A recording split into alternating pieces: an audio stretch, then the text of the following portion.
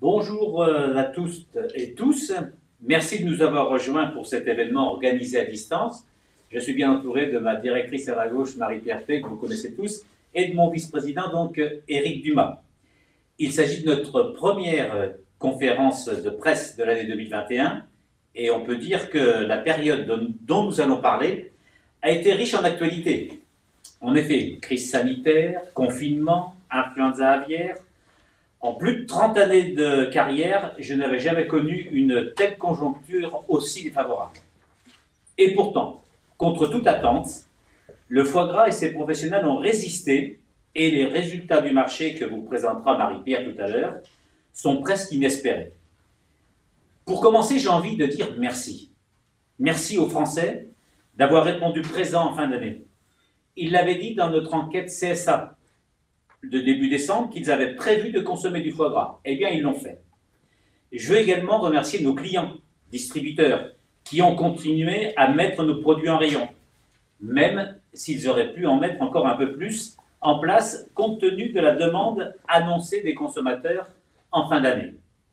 Je tiens aussi à saluer tous les bouchers, les traiteurs, charcutiers, tout ce marché de proximité qui, chacun sur leur marché, se sont mobilisés et ont permis aux consommateurs de trouver nos beaux produits. Enfin, je tiens à rendre hommage à la ténacité et à l'extraordinaire résilience de nos partenaires restaurateurs, qui ont, malgré la situation, réussi à proposer nos produits dans leurs restaurants durant l'été, dans un premier temps, et le produit à emporter pour les fêtes. C'était un succès inattendu. Pour nous, l'enseignement principal, c'est même que face à une telle adversité, le foie gras reste une valeur sûre pour la fin d'année. Le foie gras est le produit festif incontournable des tables de fête. Il faut dire que ça ne s'est pas fait tout seul. Nous avons également tout mis en œuvre pour réussir ces fêtes et c'est très encourageant de constater que les Français ont été à nos côtés.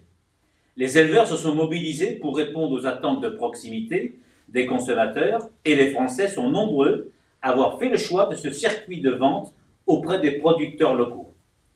Tous ces indicateurs constituent de beaux signes d'encouragement pour notre filière, car sur le terrain, comme vous le savez, nous ne sommes pas vraiment à la fête aujourd'hui. L'influenza aviaire a fait des ravages dans les élevages, partout en Europe, et bien évidemment chez nous aussi. Nous mettons aujourd'hui tout en œuvre pour nous relever et renforcer la résistance sanitaire de notre filière. Notre pacte de 2017 nous a permis de gagner du temps dans la lutte contre le virus, mais nous devons encore aller plus loin. Tout à l'heure, nous écouterons le spécialiste de la question, Jean-Luc Guérin, qui va nous expliquer les raisons de la virulence de ce virus cette année et les pistes pour encore mieux s'en protéger. Je vais maintenant laisser la parole à Marie-Pierre, à notre directrice du CIFOG, que vous connaissez bien. Elle va nous donner les détails du succès inespéré du foie gras cette année. Et je peux vous assurer, on revient de loin. Merci Président, bonjour à tout le monde. Effectivement, inespéré, un bilan qui est vraiment maussade par rapport aux années antérieures, bien sûr. On revient de loin, comme l'a dit Michel dans son introduction. Sans l'attachement indéfectible des Français pour notre produit, où en serions-nous? Alors nous allons parcourir les principaux résultats de cette année pour effectivement en prendre connaissance. Le foie gras s'est avéré être une valeur refuge pour ces fêtes de fin d'année, qui, dès la levée des quelques restrictions sanitaires qui ont perduré, mais le fait de permettre des réunions familiales en comité restreint ont permis d'activer des ventes au dernier moment.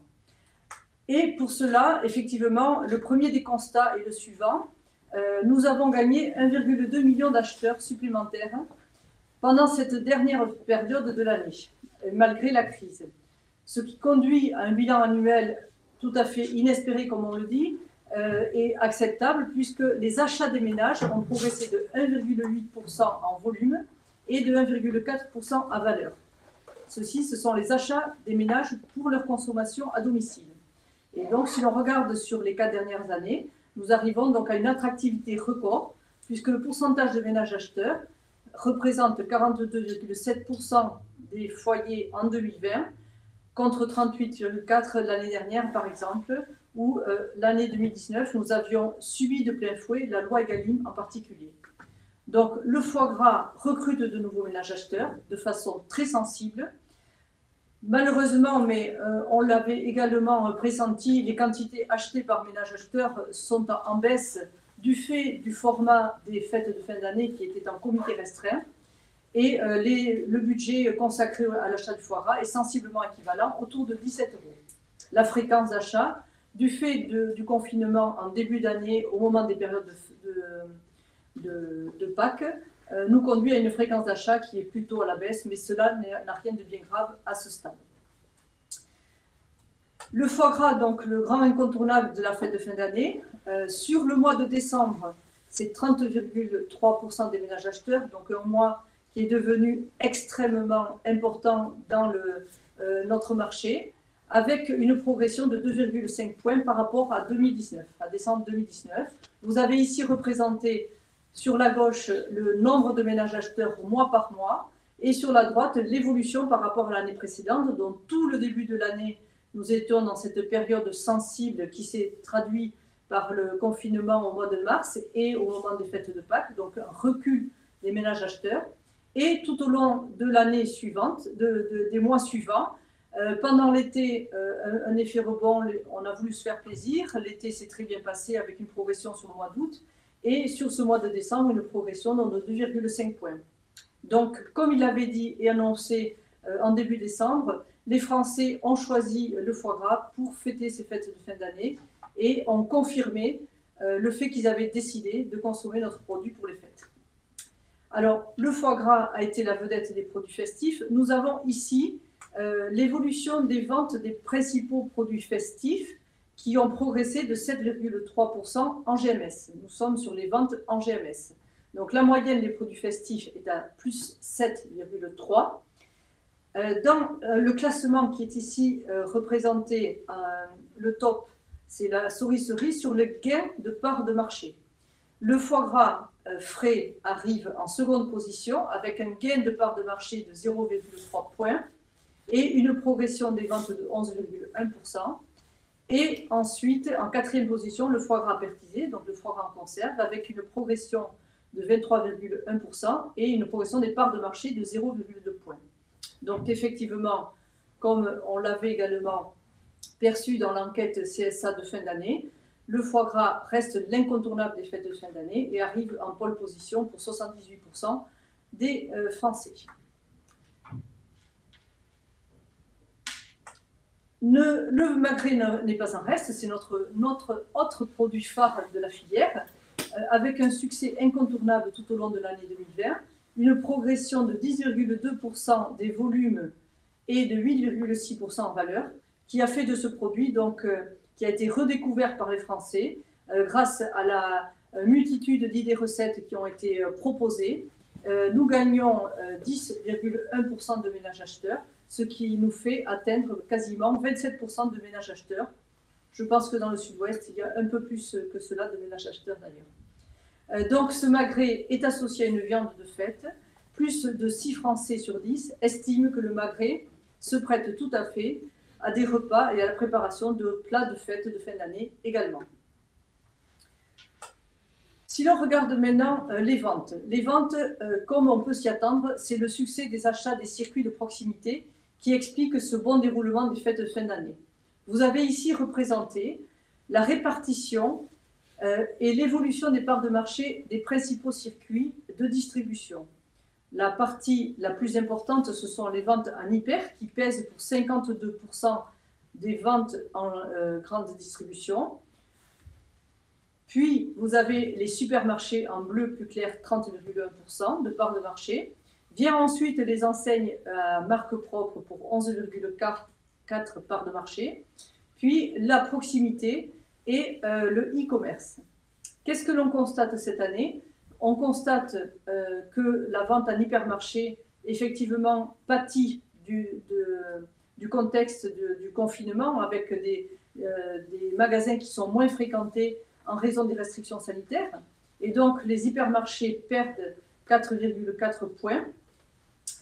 Par contre, les établissements de proximité, que ce soit les supermarchés ou les établissements à marque propre, représentent la majorité des gains, des parts de marché et des ventes. C'est ce qui explique pour une part très importante cette évolution des circuits. Mais il est important de noter, bien sûr, le développement du e-commerce qui correspond au drive et aux ventes en ligne, qui affiche un très fort potentiel. Les fabricants, les distributeurs se sont adaptés à la demande des consommateurs et à leur comportement, et les ventes dans ce circuit ont progressé de 100% sur la saison festive, ce qui est considérable. Donc effectivement, l'adaptation des circuits et malheureusement les contraintes sanitaires ont montré des évolutions assez sensibles dans la distribution du foie gras pour cette année. Les ventes directes, pour la majorité et pour tous ceux qui ont su s'adapter aux nouvelles contraintes de l'effet Covid, bénéficient majoritairement parce qu'il y a eu visiblement, et on le sait tous, on s'est tourné vers ces ventes de proximité. Les ventes directes correspondent à ce qu'attendent les consommateurs, ils ont besoin d'être rassurés. Et ces ventes affichent une progression selon les achats des ménages qui sont suivis par Kantar de 58% par rapport à 2019. Donc effectivement, pour tous ceux qui ont su s'adapter, tous les produits proposés ont été vendus et c'est réellement une réponse à ce contexte exceptionnel de restrictions sanitaires. Il y a un capital confiance, évidemment, avec ce circuit qui est énorme. On est en direct avec le fabricant et c'est ce que recherchent aussi les consommateurs maintenant. La restauration, on l'a dit, ont fait preuve d'une résilience et vraiment d'une solidarité à l'égard de notre produit pour ces fêtes de fin d'année, mais pas que. Il y a eu une excellente fréquentation des restaurants cet été qui n'ont pas hésité à mettre à la carte nos produits phares que sont le foie gras et le magret. Et effectivement, cette bonne fréquentation plus l'idée de proposer des produits festifs à emporter qui associaient nos produits ont limité la chute des ventes en restauration pour notre secteur. Malgré tout, selon la source FIAC, qui est la source professionnelle, les ventes de foie gras chutent de 36% pour ce créneau, qui représente quand même 40% de nos débouchés en temps normal, et une baisse de 21% pour le magret. Donc effectivement, le foie gras représente un atout pour nos restaurants, auxquels les Français s'attendent à trouver très souvent nos produits, et 88% pensent que les fêtes de fin d'année représentent dans les restaurants, ils s'attendent à trouver du foie gras pour fêter les fêtes de fin d'année.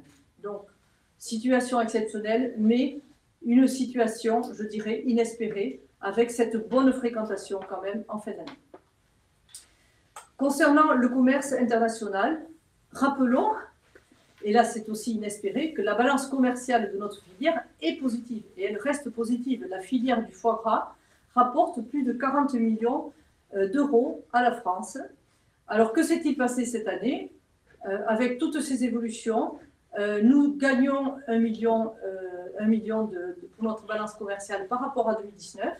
En fait, la très forte baisse des importations compense la baisse des exportations. Pourquoi y a-t-il eu une baisse des exportations? C'est parce que nos clients à l'export sont principalement les restaurateurs et sur beaucoup de pays, le confinement a entraîné la fermeture des restaurants. Je pense à la Belgique, je pense à l'Espagne, qui sont nos principaux marchés.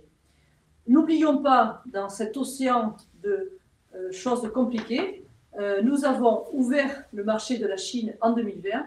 C'est une très grande et une très belle nouvelle pour notre filière qui avait commencé à travailler ce dossier depuis 8 ans. Et l'année 2020 a vu l'ouverture de ce marché pour 2 des entreprises de la filière. Et le travail continue aujourd'hui pour pouvoir continuer à ouvrir ce marché pour les autres entreprises qui sont candidates. Alors, faisons un rapide zoom sur les ventes en GMS, parce qu'effectivement, les évolutions, on l'a vu, ont été marquées par le confinement et malheureusement des stratégies prudentes de magasins. Qu'est-ce qu'il est intéressant de constater? Il est intéressant de constater que, bien sûr, décembre a été le mois décisif, avec les achats de dernière minute. Rappelez-vous, c'est à peu près autour du 15 décembre que nous avons eu l'annonce de levée d'allègement de restrictions sanitaires qui nous ont permis à tous de pouvoir envisager des fêtes de fin d'année dans un comité restreint, 6 adultes et quelques enfants, mais en même temps, la promesse d'avoir une multiplication de plusieurs repas conviviaux auxquels finalement le foie gras a été l'invité quasiment incontournable de tous ces repas. La proposition de format plus petit a permis de répondre aussi à ces attentes et a été, je pense, une très bonne opportunité qu'ont pu saisir les distributeurs, la filière, et qui a répondu aux attentes des consommateurs. Donc vous avez sur la droite représenté l'évolution des volumes, des ventes en volume sur les 4 dernières semaines de décembre. Bien sûr, les 2 premières semaines étaient en repli de façon significative, mais la semaine qui va donc du 21 au 27 décembre a progressé de 32,2% et la dernière semaine de l'année de 27,3%, ce qui a concentré finalement les ventes sur 2 semaines et qui quand même fragilise le secteur, il faut le reconnaître, mais quelle opportunité et quelle belle nouvelle pour notre secteur. Donc effectivement, ce mois de décembre pèse jusqu'à 81% des volumes de la saison festive, mais quelle belle nouvelle d'avoir des 2 semaines qui rattrapent et portent le bilan de l'année à une situation inespérée. Que s'est-il passé sur ces fameux hypermarchés? On a une compréhension, on l'a vu tout à l'heure, les hypermarchés reculent. Ils reculent pourquoi? Parce qu'il y a une fréquentation moindre des hypermarchés, mais également, ce que l'on a constaté malheureusement, c'est qu'il y a eu une réduction des gammes en magasin. On constate, et vous avez ici représenté le nombre moyen de référence des produits festifs en hypermarché. Alors, pour la moyenne des produits festifs, la réduction des gammes, c'est 1,5%. Et malheureusement, le secteur qui a eu le plus de réduction de gamme, c'est le foie gras, avec une baisse de 10,3% du nombre de références. Et est-ce qu'il y a donc, on peut le penser, cette stratégie de réduction des gammes a-t-elle été favorable ou est-ce qu'elle est aussi la cause des réductions de ventes en hypermarché? En tous les cas, nous, ce que l'on souhaite porter à la connaissance des distributeurs, c'est le graphique suivant. Le graphique qui est en bas de l'écran, il faut prendre le temps de le lire. Si l'on prend pour indice 100, il représente en fait l'évolution des ventes hebdomadaires par référence, ce qui représente le potentiel de vente que représente une référence. On prend et on voit pour le foie gras, le potentiel d'une référence en foie gras est de 3,4 fois le chiffre d'affaires d'un produit festif moyen. Donc, on a formidable potentiel des ventes que, nous l'espérons, nous pourrons optimiser pour l'année prochaine, puisqu'effectivement, la saison s'est terminée avec quelquefois des ruptures de produits en magasin et qu'il va falloir, avec nos partenaires de la distribution, pouvoir vraiment travailler ce potentiel de vente que représente une référence de foie gras dans le secteur. Alors donc maintenant, voilà pour ce bilan qui est, on le répète, inespéré dans un océan de mauvais éléments pour notre secteur. L'impact de la loi Covid, de la loi Egalim en fin d'année 2019, un début d'année impacté par le confinement et donc bien sûr maintenant cette influenza aviaire qui malheureusement touche le secteur et pour lequel nous sommes tous très mobilisés au sein de la filière foie gras pour pouvoir, d'abord pour lutter contre ce fléau, nous avons été extrêmement mobilisés, on va le voir également, mais maintenant pour pouvoir redémarrer cette production dans de meilleures conditions. Alors, Jean-Luc Guérin va rentrer dans le détail, mais simplement deux points pour poser les éléments de ce débat. Pour nous, la filière est dans l'entourmente, mais c'est une épizootie qui touche toute l'Europe avec un virus fulgurant. Pour notre secteur, c'est 485 foyers qui ont touché pour la France en 4 mois principalement des élevages dans le sud-ouest, 472 foyers aux dernières informations selon le ministère de l'Agriculture, mais il y a eu également 13 foyers dans l'ouest de la France qui ont été très vite contenus et limités à ces foyers. À noter 14 cas dans la faune sauvage également. Alors, pour nous, c'est d'importantes pertes de production. Nous estimons à date, mais bien sûr, nous ne connaissons pas aujourd'hui la date de redémarrage, donc ce n'est qu'une estimation, la perte de production pour 2020 à 6,7 millions de canards. Mais ce n'est qu'une estimation puisque nous ne connaissons pas quand nous pourrons redémarrer. Et ce n'est que l'hypothèse d'un redémarrage au mois de mai, que l'on peut dire que la perte est de 6,7 millions de canards. Il y a donc tous les acteurs qui ont été touchés, mais principalement sur les 4 départements qui sont ici en représentation sur la carte. Donc c'est les Landes, les Pyrénées-Atlantiques, le Gers, les Hautes-Pyrénées, avec des zones qui sont identifiées soit en zone de surveillance, soit en zone de protection. Et l'impact économique est à nouveau très très fort. Il est en cours de chiffrage, je le répète, on ne connaît pas quand on pourra redémarrer, donc c'est difficile d'avoir une estimation sur les pertes en millions d'euros. Mais sachez que comme en 2016, comme en 2017, tous les maillons sont touchés, les couvoirs, les producteurs, les abattoirs, les transformateurs, mais également tous les acteurs qui gravitent autour de la filière, les transporteurs d'animaux, les fabricants d'aliments que l'on a mis sur la diapositive, mais qui bien sûr sont très fortement impactés. Les intervenants en élevage, c'est qui? Ce sont tous les intervenants qui viennent pour aider les éleveurs sur les interventions qui doivent intervenir dans les élevages, mais les vétérinaires qui accompagnent tous les jours, qui ont été fortement mobilisés et qui ont vraiment beaucoup donné de leur temps, les vétérinaires de terrain, pour lutter contre le fléau et qui vont se retrouver le temps du vide sanitaire en inactivité. Voilà, donc maintenant, on va laisser Jean-Luc Guérin, qui est donc expert, docteur en pathologie aviaire, nous expliquer ce qui s'est passé de la part donc, du spécialiste et comment on peut comprendre le phénomène pour cette nouvelle épisodie. Oui, bonjour. Bonjour à toutes et à tous. Je vous rejoins depuis la Chambre d'agriculture du Gers où j'étais en session ce matin. Donc, ce que je vais essayer de faire, c'est apporter un éclairage à date sur la compréhension qu'on peut avoir de ce qui s'est passé, de ce qui se passe depuis le mois de décembre en rapport avec la crise influenza aviaire. Donc, en gros, si on regarde un petit peu la situation et qu'on se remémore un petit peu à la fois la géographie et l'histoire de ces virus influenza aviaires, il faut bien voir que depuis maintenant plusieurs années, depuis au moins 2014, on assiste à une circulation, certaines années, de virus à l'échelle intercontinentale, avec une origine, je dirais, in fine asiatique, avec des circulations par les grands couloirs de migration qui vont pouvoir se produire certaines années. Et certaines années, on va, pour des raisons qu'on n'explique pas, avoir une contamination des voies de migration et d'autres années, on ne verra pas ces contaminations. Si on prend la diapositive suivante, on va voir qu'on a effectivement des situations, si on compare notamment l'année 2016-2017 avec le grand, je dirais la grande surface qui correspond à l'ensemble des suspicions à l'échelle européenne, on a eu une série d'événements extrêmement importants, on s'en souvient tous. Et pendant les hivers suivants, les hivers donc 2017, 2018 et 2019, il n'y a eu quasiment aucun événement à l'échelle européenne.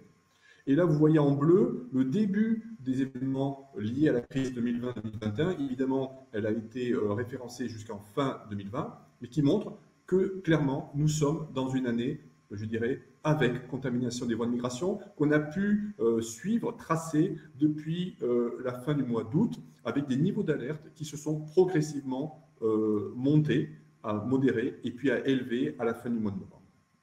Et donc, on arrive à une situation à l'échelle européenne, sur la diapositive suivante, où on a, je dirais, effectivement, comme l'a évoqué Marie-Pierre, eh bien, un ensemble de foyers importants sur l'ensemble du territoire européen, avec en marron, rouge, les foyers en faune sauvage et en bleu, les foyers en élevage. Alors, on voit qu'on a des foyers un petit peu partout, mais avec, à l'évidence, une concentration sur le grand sud-ouest, du fait de facteurs de risque spécifiques sur lesquels on va pouvoir revenir. Mais bien identifier qu'on est sur une année un risque extrêmement élevé, alors que pendant 3 années, nous étions en fait avec une quasi-absence de contamination du secteur sauvage. Sur la diapositive suivante, on va regarder la situation à date à l'échelle du territoire. Donc, comme cela a été évoqué, on a quasiment 500 foyers en élevage commerciaux, pour l'essentiel dans le Grand Sud-Ouest, avec notamment une concentration de cas très importante dans le département des Landes, et donc avec des situations dans lesquelles on a pu maîtriser la dissémination à partir de foyers d'introduction par la faune sauvage, et puis des cas dans lesquels on n'a pas été en capacité collectivement à contrôler cette diffusion au sein des élevages. Alors, comment on peut expliquer une telle situation? Bien, aujourd'hui, quand on regarde les grandes voies de circulation et de dissémination du virus, et sur la diapositive suivante, on va voir que très clairement, l'introduction initiale, elle se fait clairement par la faune sauvage. Elle se fait notamment lorsqu'il y a un contact direct ou indirect entre les oiseaux domestiques et les oiseaux sauvages. Et là, il est clair que la mise à l'abri des animaux pour réduire cette interface, eh bien, elle joue un rôle. Elle n'est pas une garantie absolue. On sait que des élevages en claustration, en France et en Europe, ont été contaminés, mais elle réduit quand même quantitativement, clairement, cette probabilité. Et ensuite, on a des voies de diffusion qui vont se faire par différentes modalités. Et ce que l'on sait, et ce qui nous a beaucoup surpris, c'est qu'on a affaire à un virus, cette année, qui est sans doute plus virulent. Alors, plus virulent, ça veut dire 2 choses. Ça veut dire sans doute que les canards infectés génèrent plus de particules virales, et donc, ils ont une capacité à infecter davantage les élevages voisins. Et puis, on a peut-être un virus qui a une affinité très forte pour le canard, qui fait que biologiquement, c'est un risque qui va être extrêmement difficile à maîtriser. Ça veut dire qu'en gros, du point de vue des élevages infectés, on a une émission très importante de virus, et du point de vue des élevages voisins ou liés, directement ou indirectement, une sensibilité extrême à des doses infimes de virus.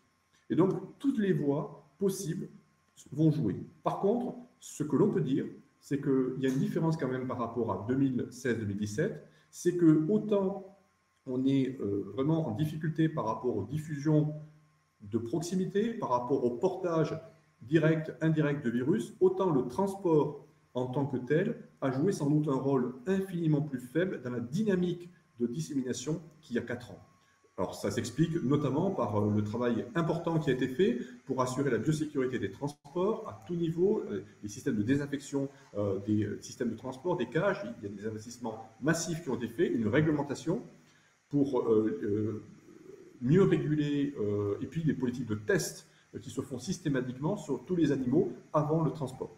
Ça n'a pas été une garantie absolue, mais ça réduit très significativement cette modalité de dissémination.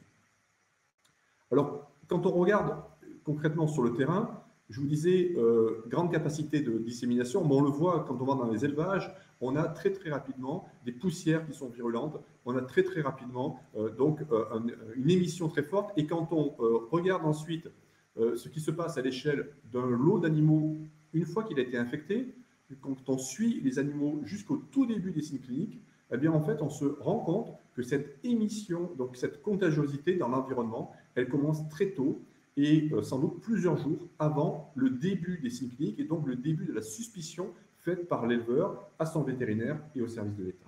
Et cette flèche rouge, là, horizontale, elle montre ce délai entre le début de la contagiosité de l'élevage et le début des signes cliniques et donc de la suspicion, ce qui fait qu'on va pouvoir à ce moment-là éliminer ces animaux pour simplement les empêcher de continuer à excréter du virus et à contaminer d'autres élevages.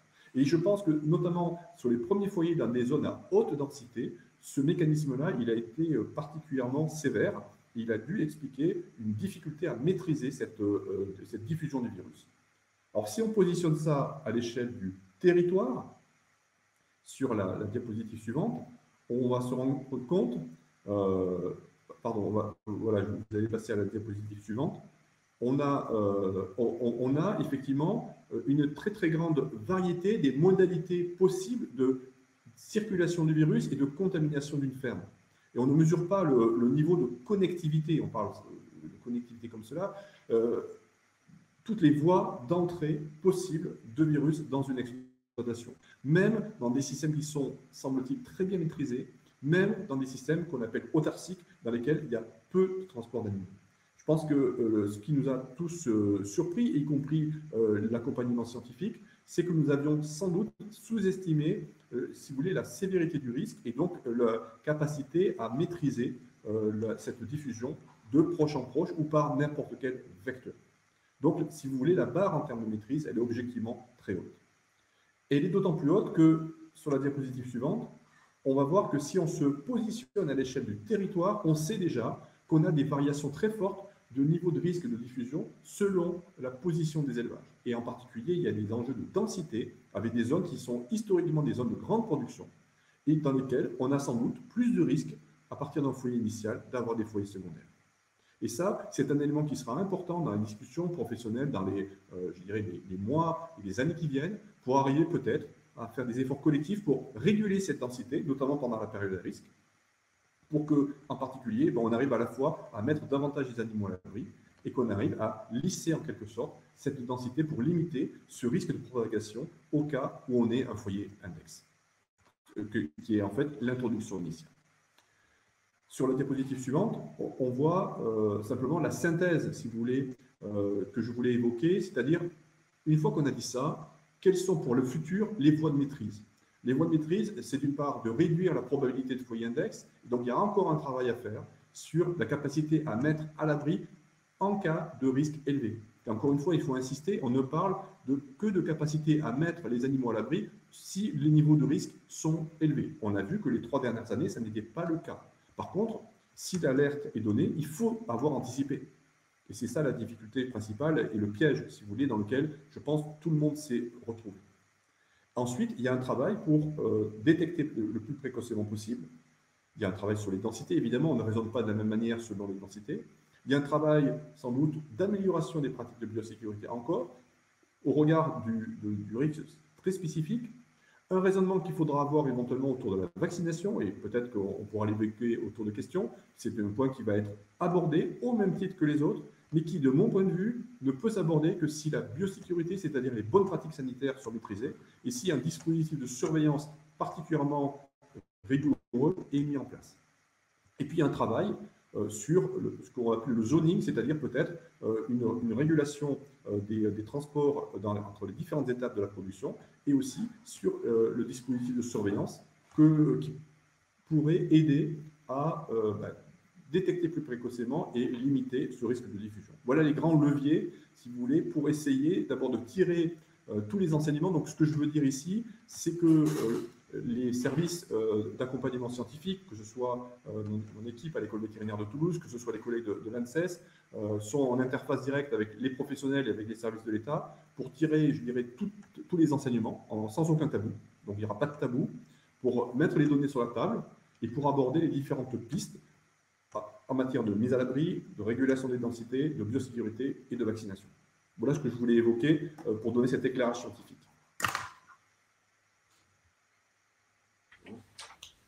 Merci Jean-Luc, merci encore de toute cette expertise que tu nous apportes au quotidien auprès de l'interprofession et on en a bien besoin dans cette période qui est vraiment très compliquée. Avant de redonner la parole à Marie-Pierre, je vous invite par rapport à vos questions à la fin donc, de la conférence de presse de bien insister, de poser vos questions sur le chat en haut à droite et la régie est là pour nous les transmettre donc en fin de conférence. Donc à toi Marie-Pierre.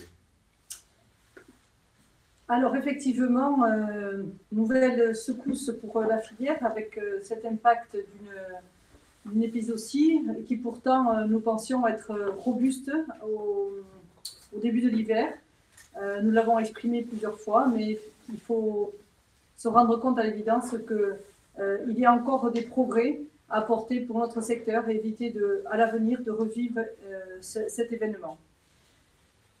Le virus, on l'a dit, Jean-Luc nous l'a réexpliqué, a été d'une virulence extrême, mais il faut aussi regarder les choses positives. Fin 2017, nous sommes engagés dans un pacte avec l'État, avec une feuille de route qui a été établie et des actions qui ont été menées. La feuille de route, elle reposait sur 7 points. améliorer les réactions collectives en temps de crise, sécuriser le maillon production, sécuriser le transport des animaux vivants, renforcer l'application des règles de biosécurité au niveau des intervenants, agir au niveau européen à l'international et mettre en place un système d'appui économique sur les conséquences de l'influenza dans les élevages et dans la filière, et agir de manière transversale pour faire évoluer la filière. Donc, plusieurs de ces points, mais nous allons voir, c'est le temps de l'analyse est maintenant, plusieurs de ces points, on a coché les cases.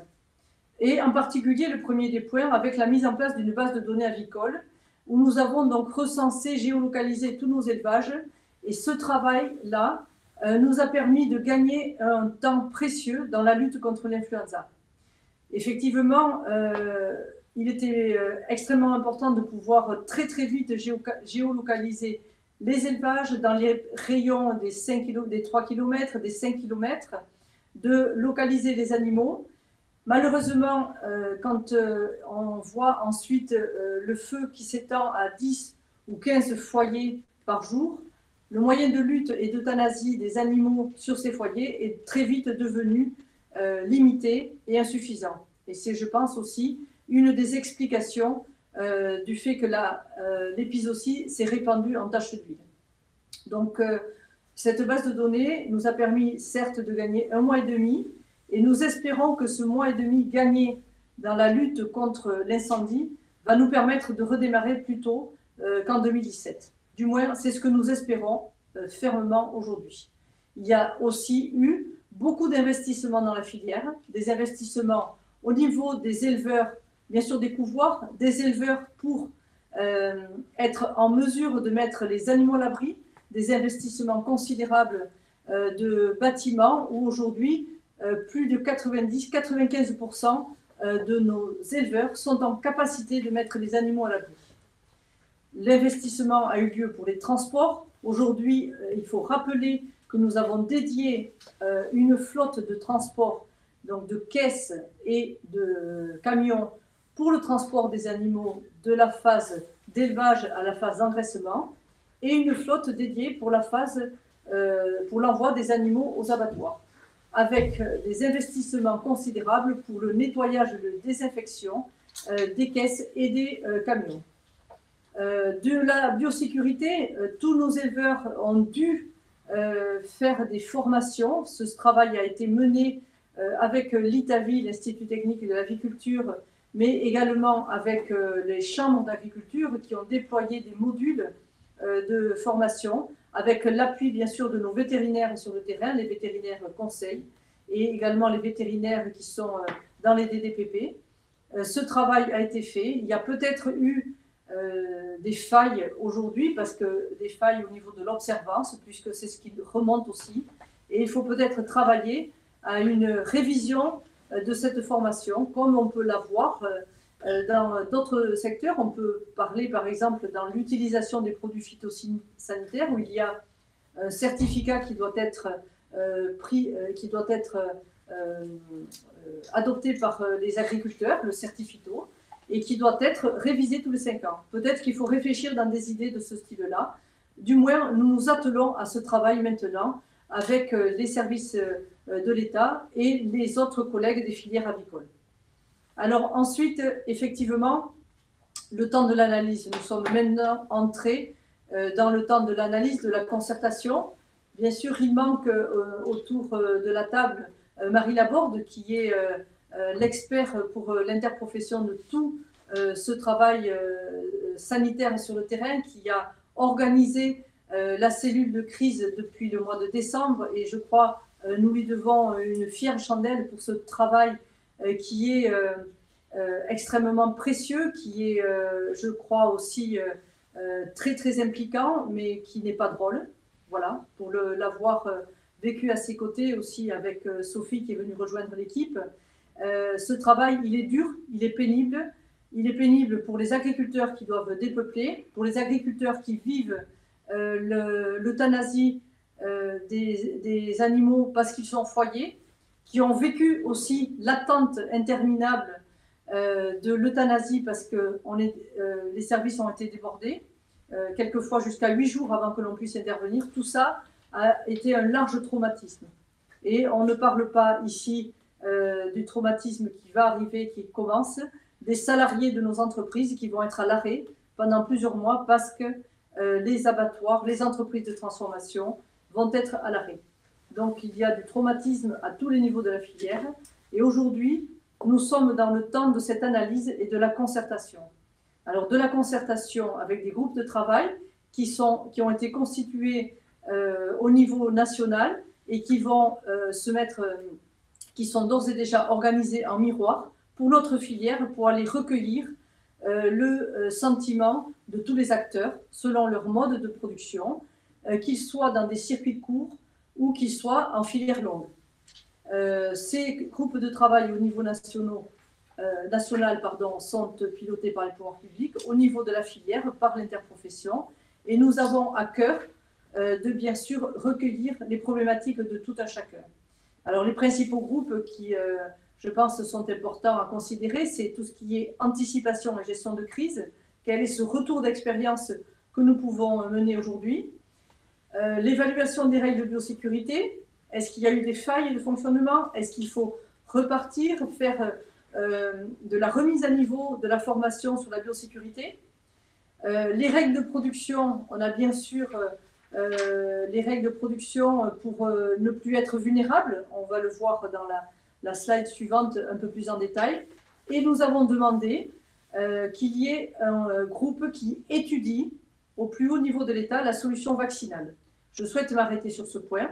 La solution vaccinale, nous avons questionné les services de l'État dès le mois de décembre.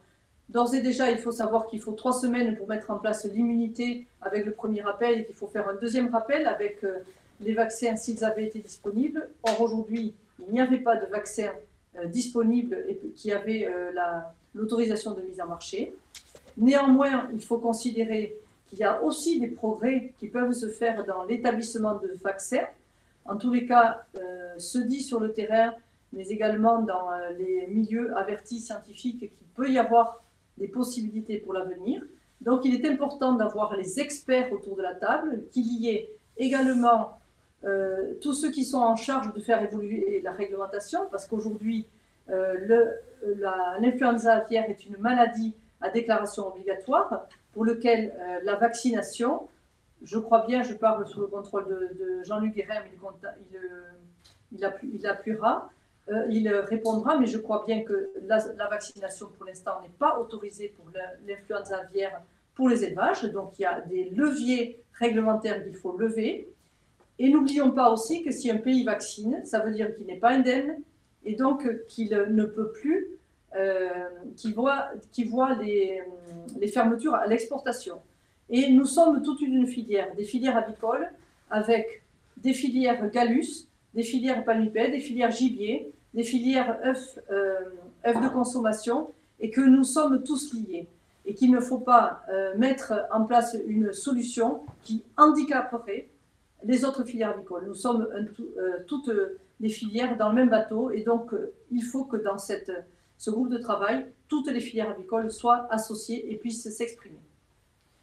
Alors aujourd'hui, nous le rappelons, nous l'avons rappelé à maintes reprises par des communiqués de presse, le CIFOG est déterminé, bien sûr, à défendre l'élevage à plein air. C'est notre ADN, nous en sommes fiers, et nous n'imaginons pas ne plus avoir un élevage en plein air. Par contre, et je reprends les mots du président, très souvent, qui dit « mettre les animaux à l'abri en période à risque, c'est notre devoir ». C'est absolument notre devoir, on le voit, parce qu'on est vulnérable si on a des animaux en extérieur, parce que le premier vecteur de contamination, c'est quand même bien l'avifaune sur des animaux restés en extérieur. J'ai très souvent en tête les propos de Jean-Luc qui ont été répétés ici, c'est que l'expression de la maladie par les canards ne peut intervenir que jusqu'à 5 à 8 jours après la contamination par l'avifaune, et que pendant ce laps de temps, les animaux qui sont en extérieur dans des parcours excrètent du virus et donc polluent cet environnement. Et dès lors que l'environnement est pollué, nous sommes à la merci de vecteurs mécaniques. Les vecteurs mécaniques, c'est quoi? C'est le tracteur, c'est les oiseaux qui se posent dans les parcours. Nous avons pas mal d'aigrettes, de moineaux, tout un tas d'oiseaux qui vont de parcours en parcours et qui sont autant de vecteurs mécaniques de transmission. Il y a bien sûr le vecteur humain. Voilà. Donc aujourd'hui, il faut trouver des solutions pour ces élevages qui ont activé cette dérogation, qui, je le rappelle, était dans leur bon droit puisque la réglementation le permettait et les dérogations ont été obtenues. Alors, il faut trouver des solutions parce qu'aujourd'hui, il y a une forte inquiétude parce qu'il y a de l'incertitude. Et l'incertitude, pourquoi? C'est comment je trouve des solutions pour mon exploitation. Derrière ces exploitations, il y a des familles dont pour lesquelles l'élevage de palmipèdes représente la majeure partie de leurs revenus. Donc, il faut trouver des solutions. C'est pourquoi la concertation qui démarre pour notre filière dès la semaine prochaine, ça sera le 11 mars, en particulier pour les circuits courts qui sont touchés qui sont concernés par cette dérogation. Comment on peut trouver des solutions? On peut trouver déjà des solutions. On adapte le nombre d'animaux aux bâtiments qui sont présents sur l'exploitation, mais on comprend bien que cela va baisser le revenu. Donc c'est quand même problématique et on doit entendre cette inquiétude de ces producteurs. On peut construire des abris supplémentaires ou aller mobiliser des abris qui sont sur l'exploitation qui ne sont pas utilisés. Il y a des stabulations, il y a des hangars qui peuvent être mobilisés pour mettre les animaux à l'abri. Peut-être, encore faut-il que ce soit fait dans le respect de la biosécurité. On peut aussi imaginer que l'on peut acheter des animaux pré-engraissés auprès des éleveurs qui, eux, respectent cette capacité de mise à l'abri des animaux. Et là, il faut qu'il y ait une petite révolution culturelle, c'est-à-dire qu'on n'engraissera pas que des animaux qu'on a produits sur sa ferme. Est-ce que cette évolution culturelle, elle est impossible à franchir? Je crois qu'il faut que toutes les solutions soient étudiées. Et on l'a vu également, puisque la base de données avicole qui maintenant dans notre secteur est obligatoire depuis 3 ans, quand on regarde les mises en place hebdomadaires, on voit bien qu'il y a des mises en place qui sont mises en novembre et décembre, qui servent à produire des animaux au mois de février ou de mars, qui mettent des territoires vulnérables sous tension et qui pourraient être peut-être décalés dans l'année. Donc ça, c'est tout ce travail qui doit être fait avec finesse, en respectant les problématiques de chacun pour trouver des solutions. Parce que, je le répète, tant qu'il y a de l'incertitude, il y a de l'inquiétude. Voilà. Donc aujourd'hui, pour finir sur une note quand même positive, nous avons un produit que les Français plébiscitent, adorent, aiment beaucoup. C'est vraiment, il y a une cote d'amour indéfectible pour notre filière. Et pour les produits, que ce soit le foie gras, le magret, le confit. Très rare, les gens à qui je parle me disent qu'ils n'aiment pas ces produits-là. Tout de suite, il y a vraiment une très forte sympathie. Malheureusement, regardons les chiffres. Les chiffres aujourd'hui, vous avez l'évolution de la production sur le territoire français depuis 2015. 2015, c'était avant les 2 premières crises. Donc 2015, nous avons baissé de 24% en 2016, encore baissé en 2017 de 20%. 2018, on repart parce que les stocks dans les entreprises étaient au plus bas. Il fallait quand même refaire quelques stocks aussi. 2018 a permis donc de retrouver un niveau raisonnable de production, de remettre un peu l'équilibre dans les entreprises. Et très rapidement, 2019, nous avons été sérieux et raisonnés. Nous avons mis une production qui était stable en 2019.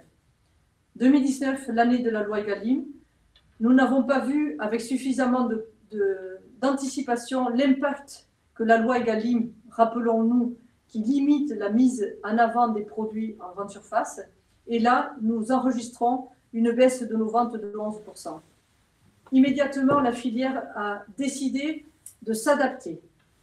Début 2020, avant qu'apparaisse le problème du Covid, il y avait une baisse annoncée de 8% des volumes, qui finalement, avec le confinement, se traduit par une baisse de 13% pour l'année 2020. Aujourd'hui, nous sommes dans l'attente de l'autorisation de redémarrage par les autorités vétérinaires et sur la base que nous avons estimée au mois de mai, le redémarrage au mois de mai, les abattoirs redémarreront en août et la prévision de production en 2021 va nous amener à un niveau de production de 2017. Mais, je tiens à rassurer, la situation des stocks dans les entreprises ne sont pas les mêmes. Rappelons-nous que la restauration n'a pas fonctionné à plein en 2020. Et de toute façon, la production, effectivement, la restauration ne fonctionne pas encore en 2021. Donc, on a quand même de bonnes chances que les Français aient leur foie gras pour 2021. Je veux être rassurante à ce niveau. Ensuite, il faut voir que l'enthousiasme du consommateur pour le foie gras est confirmé. Plusieurs études ont été menées en fin d'année, parce qu'effectivement, nous étions inquiets. Les Français sont confiants dans notre filière pour leur qualité gustative, pour la sécurité alimentaire et pour la traçabilité. Donc, il y a une IGP sur tout le bassin du Sud-Ouest, mais il y a également les logos France qui ont été déployés par l'interprofession pour tracer toute la production française avec le logo Foie Gras de France, Magret de France, Confit de France. L'autre point important, c'est que l'épidémie récente de grippe aviaire n'impacte pas ce capital confiance. Aujourd'hui, la confiance dans la qualité du produit et dans la qualité du produit rassure plus de 4 Français sur 5. Donc, pardon, effectivement, c'est important. Également, le fait de cette solidarité à l'égard de la filière française, elle est importante et là, nous en sommes extrêmement reconnaissants. 80% des Français se disent donc prêts à soutenir la filière. Et ça a été le cas, vérifié pour la fin d'année. Donc, nous sommes d'ores et déjà, au niveau de l'interprofession, dans préparer la saison 2021, avec la deuxième édition des portes ouvertes qui ont été un vrai succès pendant les journées du patrimoine. Nous sommes un patrimoine gastronomique de la France et donc il est tout naturel que nous nous inscrivons dans ces journées du patrimoine et que nous allions, en ouvrant nos portes, permettre à tous les consommateurs de venir voir notre filière. Nous avons également la très grande chance d'avoir le cuisinier Adrien Cachot qui, avec son audace, son atypicité, va proposer des idées nouvelles de consommation et des idées qui ravillent, je pense, tous les fins gourmets que nous sommes. Enfin, la pédagogie, la transparence sont au programme de notre filière. Comme nous l'avons été cette année avec la 4e semaine du foie gras, nous organiserons effectivement avec nos amis restaurateurs. Nous serons là aussi pour les aider à redémarrer quand ils vont être autorisés à redémarrer. Nous serons, comme ils sont solidaires à notre filière, solidaires à l'égard de leur métier.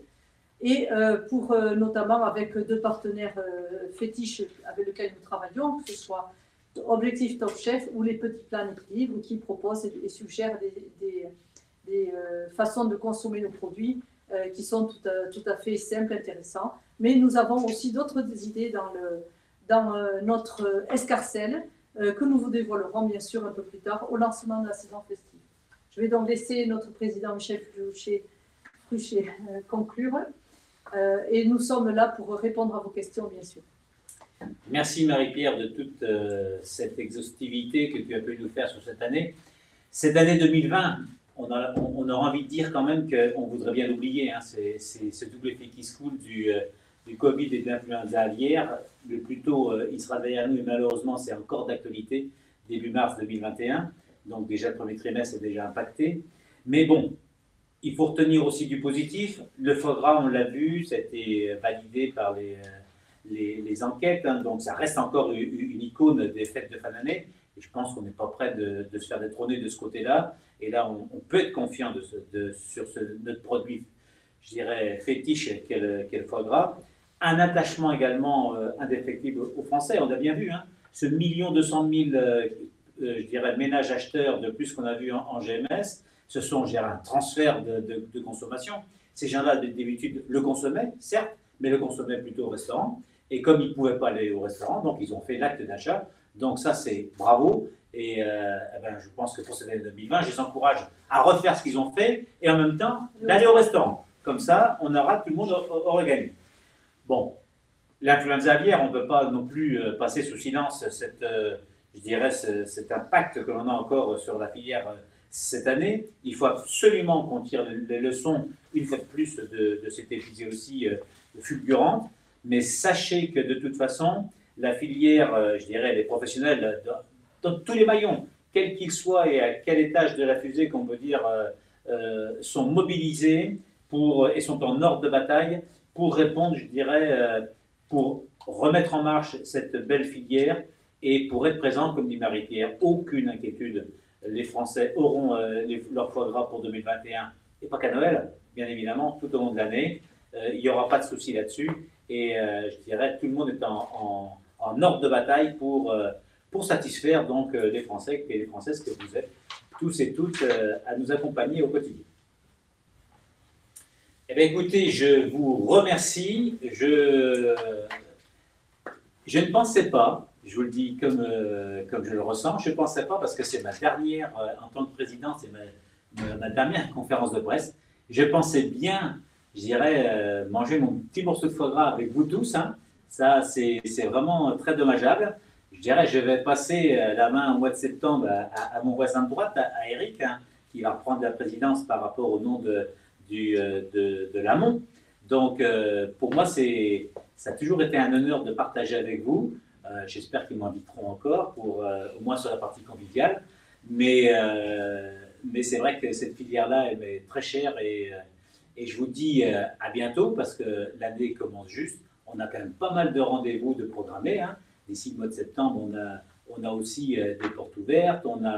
Et je dirais, j'espère bien qu'on va se revoir dans des restaurants d'ici quelques semaines, quelques mois, au plus, quelques semaines, ce serait mieux.